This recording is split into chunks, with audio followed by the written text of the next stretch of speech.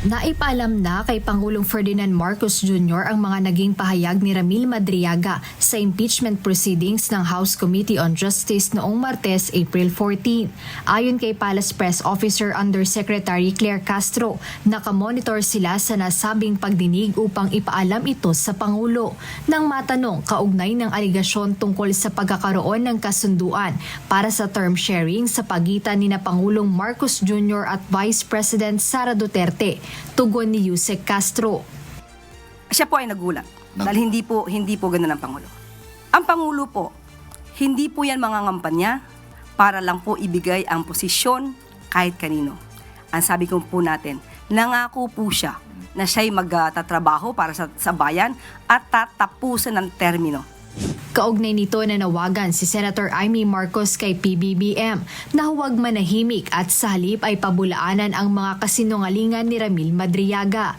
Ayon kay Senator Amy, alam ng kanyang kapatid ang totoong nangyari na umano'y taliwas sa mga isinalaysay ni Madriaga.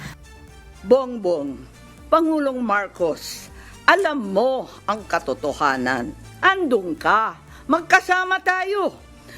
Kung hindi mo ito ipinag-uutos, walang dahilan para hindi mo itama ang kasinungalingan na ito. Huwag mong konsintihin ang mga politikong ginagamit ang sinungaling na si Madriaga.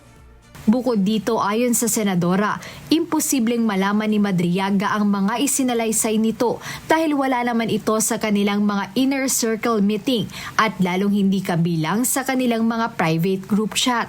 Kaugnay nito, ayon sa Malacanang, mas makabubuting pakinggan ang mga pahayag ng mga saksi upang lumabas ang katotohanan. Ano po ba ang kaalaman ni Senator Amy Marcos sa katotohanan?